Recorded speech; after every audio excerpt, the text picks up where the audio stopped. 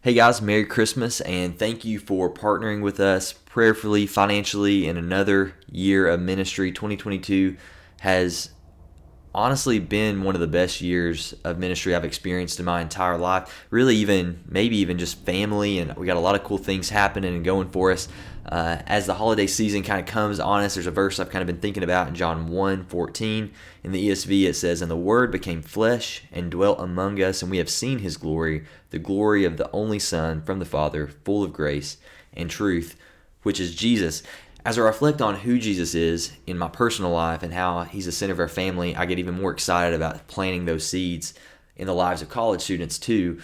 This year, it's interesting. When the pandemic started in 2020, I was Mr. Optimistic. I was like, there's going to be so many spiritually thirsty students that are going to be on our doorstep, and we're going to have so many what must I do to be saved conversations. And maybe that was someone's experience somewhere else, but it definitely was not mine. And coming into August, I really was kind of at my wit's end. I was trying to figure out, is this what I want to do for the next 20, 30 years of my life? Am I really cut out for this role? And in August, focusing solely on like who Jesus is, God met me with the opportunity to see cool results. I mean, we ran into students who were excited about hanging out with us. We had a crew leadership of upperclassmen that were excited about freshmen, and suddenly there was 25 guys in my living room for a Bible study. We never have guys out. And even at the University of Pikeville, some people reached out to me because I'm kind of playing a little bit lesser capacity at UPike since I'm the only crew staff in Eastern Kentucky, but I want to give lift to some of the other cool things that are happening on campus, and they want to make Crew one of the main sending organizations for some of the other ministries that are going on there. And we saw 7 students come to our fall getaway. We're going to have 7 more UPike students come to winter conference more than likely. And ministry, dare I say, has been easy this year. And it's been stripped down to like the most basic level of just talking to students about Jesus. One of the most encouraging times is the time that I have with these guys at Morehead State, because I'm seeing them grow and walk with Jesus more and more. From a family perspective, Alice is growing like a weed, and she is cute as ever. You guys know last year we announced that we're trying to adopt, and that's still on the radar. We're still waiting.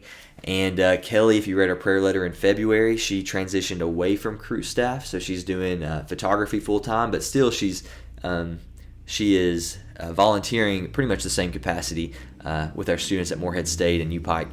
And that's a really good balance for us.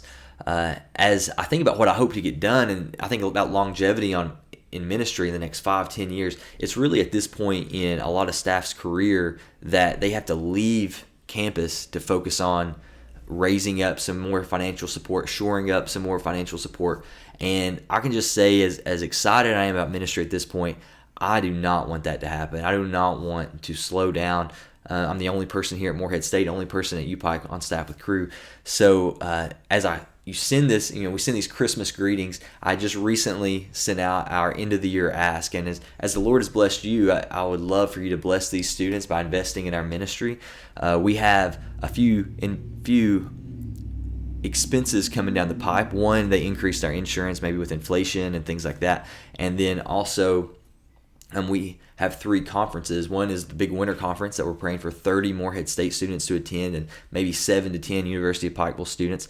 But then also a couple other conferences, because I just recently received my summer assignment, which we'll talk a little bit more about that later. But it causes me to go to Dallas and New Orleans here in over the next few months. So we're trusting the Lord to see $8,000 in financial support come in special gifts by the end of the year.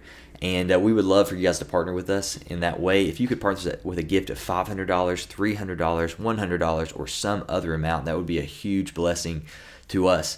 Another thing going on in our world is we're hoping to raise a little more consistent financial gifts. So whether that be like annual gifts or monthly gifts, because those go toward like our salary, our insurance, or retirement.